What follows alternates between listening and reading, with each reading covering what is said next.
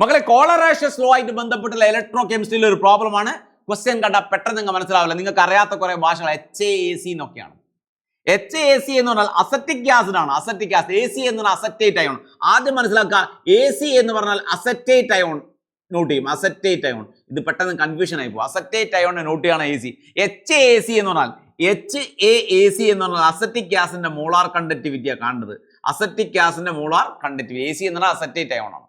So infinite ഡയലൂഷനിൽ acetic ആസിഡിന്റെ molar conductivity കാണാൻ പറഞ്ഞാൽ, ഇൻഫിനിറ്റ് ഡയലൂഷനിലെ അസറ്റിക് ആസിഡിന്റെ മോളാർ കണ്ടക്ടിവിറ്റി കാണാൻ പറഞ്ഞാൽ അസറ്റേറ്റ് അയോണിന്റെ കണ്ടക്ടിവിറ്റി, അസറ്റേറ്റ് അയോണിന്റെ കണ്ടക്ടിവിറ്റി പ്ലസ് H+ അയോണിന്റെ കണ്ടക്ടിവിറ്റി ആണെന്ന് അറിയാം. അസറ്റേറ്റ് അയോണിന്റെ കണ്ടക്ടിവിറ്റി പ്ലസ് H+ അയോണിന്റെ കണ്ടക്ടിവിറ്റി എന്തൊക്കെയാണ് തന്നത്?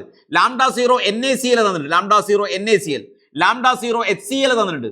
λ0 HCl, λ0 NaAC തന്നിട്ടുണ്ട്. NaC CH3 COONA തന്നിട്ടുണ്ട്.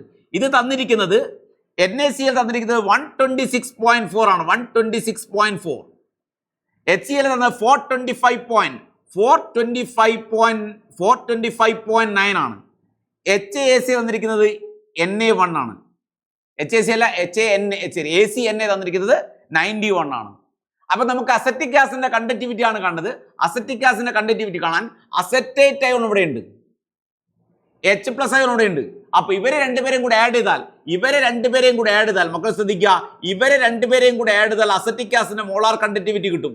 എക്സ്ട്രാ വരുന്ന NaCl അത് പോകാൻ മൂന്നാമത്തെ ഇക്വേഷൻ മൈനസ് ചെയ്താൽ മതി. സോ നമുക്ക് എന്ത് ചെയ്യാം, അസറ്റിക് ആസിഡിന്റെ കണ്ടക്ടിവിറ്റി കാണാൻ വേണ്ടി എന്ത് ചെയ്താൽ മതി, 91 + 425.9 മൈനസ് 126.4 ചെയ്താൽ മതി. ക്ലിയർ അല്ലേ? ഇത്രയും ചെയ്താൽ അസറ്റിക് ആസിഡിന്റെ മോളാർ കണ്ടക്ടിവിറ്റി കാൽക്കുലേറ്റ് ചെയ്യാൻ പറ്റും.